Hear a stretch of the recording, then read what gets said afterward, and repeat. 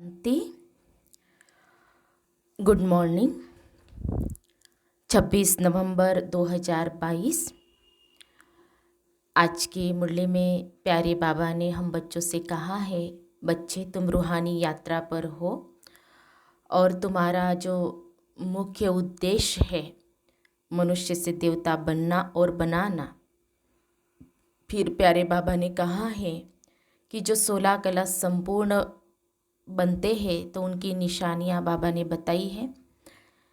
तो बाबा ने बताया है कि वे अपनी जो झोली है ज्ञान रत्नों से अच्छी तरह भरकर दूसरों की भी वो भरेंगे ज़रूर, और वो पक्के महावीर होंगे।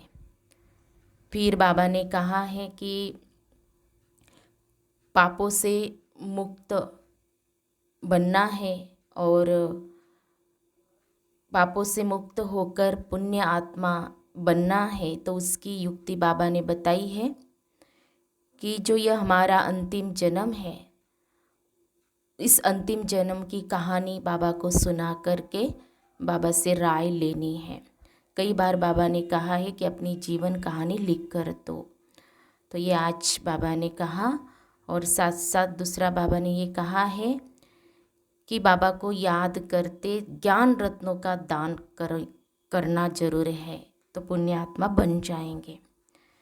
तो अभी हम सुनते हैं प्यारे बाबा के मधुर महावाक्य, ईश्वरीय महावाक्य अर्थात मीठी मुरली। आज बाबा कहते हैं, मीठे बच्चे तुम रूहानी यात्रा पर हो, तुम्हें वापस इस मृत्यु लोक में नहीं आना है। तुम्हारा उद्देश्य मनुष्य से देवता बनना और बनाना। आज की मुरली में 2 प्रश्न हैं। पहला है, 16 कला संपूर्ण बनने वालों की निशानी क्या होगी? उत्तर है, वह अपनी झोली ज्ञान रत्नों से अच्छी तरह से भरकर दूसरों की भी भरेंगे। ज्ञान रत्नों का दान कर अपना मर्तबा ऊंच बनाएंगे। फिर बाबा ने दूसरी निशानी बताई, वह पक्के महावीर होंगे, उन्हें माया जरा भी हिला नहीं सकती, वह अखंड अचल शुरू से अंत तक चलते रहेंगे। दूसरा प्रश्न है, पापों से मुक्त हो पुण्य आत्मा बनने की युक्ति क्या है? उत्तर है, इस अंतिम जन्म की कहानी बाप को सुनाकर राय लो। साथ साथ बाप को याद करते ज्ञान रत्नों का दान करते रहो तो पुण्य आत्मा बन जाएंगे। मुरली में गीत बजा है, भोलेनाथ से निराला और कोई नहीं, इसी बिगड़ी को बनाने वाला और कोई नहीं। ओम शांति। बाबा ने ओम का अर्थ समझाया है। बाप भी कहते हैं ओम शांति। ओम शांति। आत्मा का अपना स्वरूप व लक्ष्य शांति है। आत्मा का धर्म शांत है। बाबा भी अपना परिचय देते हैं, जैसे परम पिता परमात्मा का परिचय वैसे आत्माओं का। मनुष्य ओम का अर्थ कितना लंबा करते हैं। ओम अर्थात भगवान भी कह देते हैं। भोलानाथ की भी महिमा है। भोलानाथ शंकर को नहीं कहेंगे, क्योंकि शंकर आदि मध्य अंत का राज नहीं समझाते हैं। वह तो भोलानाथ ही बताते हैं। भोलानाथ वर्षा देते हैं, शंकर वर्षा नहीं देते। ऐसे भी नहीं शंकर कोई शांति देते हैं, नहीं, शांति देने लिए भी साकार में आकर समझाना पड़े। शंकर तो साकार में आते नहीं। भोलानाथ ही शांति, सुख, संपत्ति, बड़ी आयु भी देते हैं। हर चीज अविनाशी देते हैं, क्योंकि अविनाशी बाप है। वर्षा भी अविनाशी देते हैं। ड्रामा को भी अविनाशी कहा जाता है। हद के ड्रामा व नाटक तो अभी बने हैं।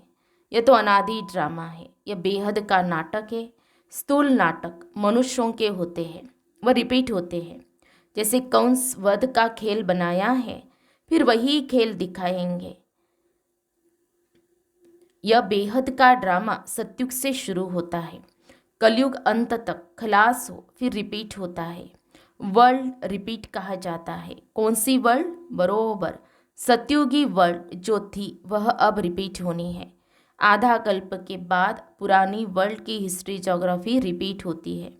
नई को दिन, पुरानी को रात कहा जाता है। ये सब बातें बाप समझाते हैं। वह है ज्ञान सागर। शुरू से लेकर अंत तक ज्ञान लेना है, पढ़ना है। वह पढ़ाई 15-20 वर्ष चलती है। यह बड़ा भारी इम्तिहान है। इनका उद्देश्य है मनुष्य से देवता बनना। जो भी सिर पर पाप है उनको जलाना है। इसके लिए बाबा ने रूहानी यात्रा सिखलाई है, जहाँ से वापिस इस मृत्यु लोक में नहीं आना है। जिस्मानी यात्रा तो जन्म जन्मांतर बहुत की। तुम बच्चों ने आदि को भी जाना है, मध्य को भी जाना है। मध्य में कितनी बड़ी बड़ी बातें होती है। रावण राज्य शुरू होता है, भक्ति मार्ग शुरू होता है, मनुष्य भ्रष्टाचारी बनने शुरू होते हैं। संपूर्ण भ्रष्टाचारी बनने में आधा कल्प लगता है। माया का राज्य द्वापर से शुरू होता है। तो भक्ति और रावण राज्य दोनों नाम गिरने के हैं। भक्ति के बाद भगवान मिलेगा। बाप कहते हैं तुम सबसे जास्ती भक्ति करते हो, फिर ज्ञान भी तुम ही लेते हो। ज्ञान और भक्ति के संगम पर तुमको वैराग्य चाहिए। तुम संन्यास करते हो 5 विकारों का। उनको सिखलाने वाला शंकराचार्य है। उनका है हठ योग। अनेक प्रकार के योग सीखते हैं। घर बार छोड़ ब्रह्म के साथ योग रखते हैं। उनको तत्व ज्ञानी, तत्व योगी कहते हैं। ज्ञान देते भी है तत्व का। समझते चक्र फिरना है, हमको पार्ट बचाना है। यह बातें उनके आगे ऐसे है जैसे बंदर के आगे डमरू बजाए।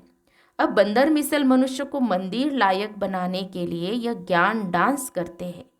ज्ञान डांस को उन्होंने डमरू नाम रख दिया है और कहते हैं राम ने बंदर सेना ली।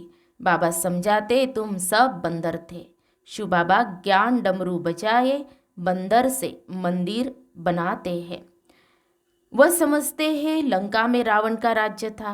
बाप कहते सारी दुनिया सागर के बीच खड़ी है।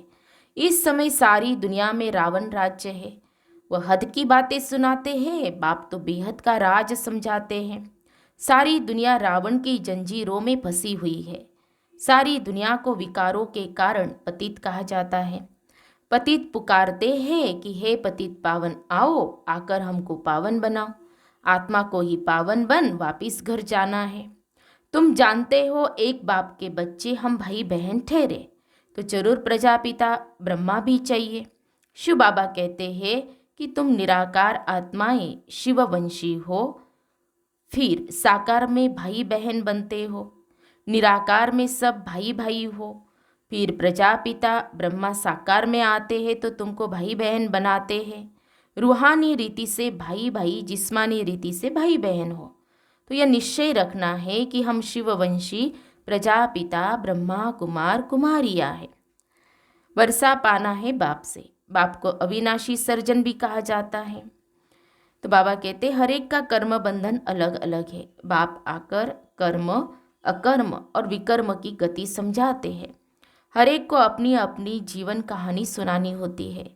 यह तो जानते हो द्वापर से लेकर तुम पतित बनते हो। अब यह तुम्हारा अंतिम जन्म है। जो कुछ पाप किए हैं वह सब कुछ जमा होते आए हैं। अब हमको पुण्य जमा करना है। इतने जन्म के पाप कैसे कटे और हम पुण्य आत्मा कैसे बने। बाप कहते हैं मुझे याद करो तो तुम्हारे विकर्म विनाश होंगे। और ज्ञान रत्नों का दान करना है। जो बहुत दान करेंगे वो ऊंच मर्तबा पाएंगे। भारत जैसा दान कोई करता नहीं। अब उनको मिलता है कहाँ से। बेहद का बाप सबसे बड़ा फिलैंथ्रोपिस्ट है। बाप आकर जियदान देते हैं। महादानी वरदानी तो बाबा ही है। झोली भरकर तृप्त कर देते हैं। अपनी झोली कम व जास्ती भरना यह तो बच्चों के ऊपर है। नंबरवार झोली भरते हैं। कितने ब्राह्मण ब्राह्मणियाँ हैं, कितने सेंटर से वृद्धि को पाते जाएंगे। शिव बाबा का सिजरा है अविनाशी। या फिर साकार सिजरा बनता है। ड्रामा अनुसार शूद्र से ब्राह्मण बनना ही है। तुम नहीं बनो, यह नहीं हो सकता। ड्रामा अनुसार इतने बनने हैं जितने ड्रामा अनुसार बने थे। वही सत्युग के देवता बनते हैं। चार वृत्ति को पाता रहता है। कितने झड़ भी जाते हैं। कोई तो ऐसे पक्के महावीर बनते हैं जो माया उनको हिला न सके। वह अखंड अचल रहते हैं। अखंड अर्थात शुरू से लेकर चलते आते हैं। महावीर भी तुम बच्चों को कहा जाता है। अचल स्थिर बनना है। ऐसा कोई कह न सके कि हम 16 कला बन गए हैं। नहीं, बनना जरूर है। 16 कला संपूर्ण बनने की निशानी क्या है? जो अच्छी रीति अपनी झोली भरकर औरों की भरते हैं। ड्रामा अनुसार कलब पहले जिसने ज्ञान की धारणा की है सो करेंगे। हम साक्षी होकर देखते हैं। पुरुषार्थ जरूर करना पड़े। पुरुषार्थ के बिगर प्रारब्ध नहीं मिल सकती। वह सब मनुष्य मनुष्य के द्वारा पुरुषार्थ करते हैं। शास्त्र भी मनुष्यों ने बनाए हैं। अब तुमको परम पिता परमात्मा की श्रीमत मिलती है। ऊंचे ते ऊंचा है भगवान, ऊंचे ते ऊंचा उनका ठाव है। बाप आया है सुखधाम शांति धाम का मालिक बनाने। सबको शांति धाम ले जाते हैं। कितना बड़ा बेहद का पंडा है। वह एक है, बाकी जिस्मानी यात्रा पर ले जाने वाले तो अनेक पंडे हैं। कुंभ के मेले पर ढेर पंडे होते हैं। यह सच्चा सच्चा कुंभ का मेला है, परंतु पंडा एक ही है। तुम हो पांडव सेना। उन्होंने तो 5 पांडव दिखाए हैं। वास्तव में गायन इनका है। यह है शक्ति सेना वंदे मातरम। मुख्य है भारत। यह सबका माता पिता है, सबको पावन बनाते हैं। श्री कृष्ण को तो सब नहीं मानते। श्री कृष्ण का नाम गीता में डालने के कारण भारत को इतना उच्च तीर्थ समझते नहीं है। बाप कहते गीता पढ़ते पढ़ते मनुष्यों की क्या हालत हो गई है। बाप तो सबको वर्षा देते हैं। ज्ञान तो अथाह है। सागर को स्याही बनाओ तो भी बेअंत अंत नहीं पाया जाता। गीता में शिव बाबा के बदले श्री कृष्ण का नाम डाल दिया है। अब तुमको अंधों की लाठी बनना है। बाप का परिचय देना है कि ऊंचे ते ऊंच कौन है। परम पिता परमात्मा। वर्षा किससे मिलेगा? उनसे। कल्प पहले भी ब्रह्मा द्वारा वर्षा लिया था। स्थापना हुई थी। वर्णों को जरूर फिरना है। तुम शूद्र से ब्राह्मण बनते हो। ब्राह्मणों द्वारा यज्ञ रचा जाता है। तुम हो सच्चे ब्राह्मण और वह है झूठे ब्राह्मण। भगवान उवाच, मैं तुम बच्चों को राजयोग सिखाता हूँ। यहाँ तुमको भगवान पढ़ाते हैं, वहाँ मनुष्य मनुष्य को पढ़ाते हैं। सबको पहले बाप का परिचय देना है। परम पिता परमात्मा से आपका क्या संबंध है? कितना भी समझाओ फिर भी कह देते हैं परमात्मा सर्वव्यापी है, पत्थर बुद्धि है। अरे हम संबंध पूछते हैं, सर्वव्यापी का संबंध होता है क्या? प्रदर्शनी करते जाओ तो वृद्धि होती जाएंगी। तुमको बहुत ओट्स मिलती जाएगी। बाबा लिखते रहते हैं, धर्म के नेताओं आदि को निमंत्रण देना है, फिर पहरा भी पूरा रखना है। अगर तुमने यह 2-3 बातें सिद्ध कर दी तो उन सबका धंधा ही ठंडा हो जाएगा। तो बच्चों को सर्विस जोर शोर से बढ़ानी है। बहुत समझते भी है, परंतु बाहर निकले और खलास। सृष्टि चक्र को समझ ले वह मुश्किल है। ऐसे ऐसे जो सही कर जाते हैं उनको फिर चिट्ठी लिखनी चाहिए कि तुम फॉर्म भरकर फिर सो गए क्यों। मेहनत चाहिए, परंतु ड्रामा अनुसार जो बच्चों ने मेहनत की है वह ठीक है। ड्रामा में जो था सो रिपीट हुआ। जितनी सर्विस बननी थी, जितने ब्राह्मण बनने थे उतने बने हैं। वृद्धि होती जाएगी। कोई सेकंड में बाप को पहचानेंगे, कोई 7 दिन में, कोई 1 मास में, कोई चलते चलते ठंडे हो पड़ते हैं, फिर संजीवनी बूटी से खड़े हो जाते हैं। बच्चे जानते हैं श्रीमत पर हम भारत को स्वर्ग बनाने के रिस्पॉन्सिबल बने हुए हैं। श्रीमत से स्वर्गवासी बनाना है। यह खेल है। अब तुम शिवालय में चलते हो। पहले तुम स्वर्गवासी थे, फिर इतने जन्मों के बाद रावण ने नरकवासी बनाना शुरू किया। अब पूरे नरकवासी कंगाल बन गए हैं। बाबा कहते हैं तुम बच्चे स्वदर्शन चक्रधारी बनते हो। रावण का सिर काटते हो। रावण दुश्मन पर जीत पाते हो। रावण फॉरेनर है। हमारा राम राज्य था, अब सारी दुनिया ने रावण से हराया है। यह शोक वाटिका है, सतयुग अशोक वाटिका है। तो बाबा कहते या अशोका होटल नाम रखा है। जैसे सन्यासियों ने शिव नाम रखा है। शिव और विष्णु की माला मशहूर है। ब्राह्मणों की माला बन न सके, यह है रुद्र माला। विष्णु की माला प्रवृत्ति मार्ग की है। मनुष्य कहेंगे इन जैसा पावन बनाओ। एम ऑब्जेक्ट सामने खड़ा है। तुम शाम से सुंदर बन रहे हो, पुरानी दुनिया को लात मारते हो। श्री कृष्ण की आत्मा गोरी थी, इसीलिए स्वर्ग का गोला उनके हाथ में दे दिया है। कृष्ण, नारायण, शिव सबको काला बना दिया है। जो शिव परमात्मा सर्व का रचयिता है उसे भी जानते नहीं। अच्छा, मीठे मीठे सिखी लदे बच्चों प्रति माता पिता बाप दादा का याद प्यार और गुड मॉर्निंग। रूहानी बाप की रूहानी बच्चों को नमस्ते। हम रूहानी बच्चों की रूहानी बाप दादा को याद प्यार और नमस्ते नमस्ते। ओम शांति ओम शांति ओम शांति। गुड मॉर्निंग बाबा, शुक्रिया बाबा, थैंक्स बाबा, पद्मा पदम शुक्रिया बाबा आपका। फिर है धारणा के लिए मुख्य सार। आज की मुरली का सार 2 पॉइंट में। पहली पॉइंट है, बाप समान मनुष्य आत्माओं को जीवदान देना है। बेहद के बाप से दान लेकर दूसरों को देना है। महादानी जरूर बनना है। दूसरी पॉइंट, स्वदर्शन चक्रधारी बन रावण का सिर काटना है। बेहद का वैरागी बन विकारों का संन्यास करना है। प्यारे बाबा का वरदान है, संगम युग पर सदा प्रत्यक्ष व ताजा फल खाने वाले शक्तिशाली व तंदुरुस्त भव। संगम युग की ही विशेषता है जो एक की पदम गुना प्राप्ति होती है और प्रत्यक्ष फल भी मिलता है। अभी अभी सेवा की और अभी अभी खुशी रूपी फल मिला। तो जो प्रत्यक्ष फल अर्थात ताजा फ्रूट खाने वाले हैं वो शक्तिशाली व तंदुरुस्त होते हैं। कोई कमजोरी उनके पास आ नहीं सकती। कमजोरी तब आती है जब अलवेले होकर कुंभकर्ण की नींद में सो जाते हो।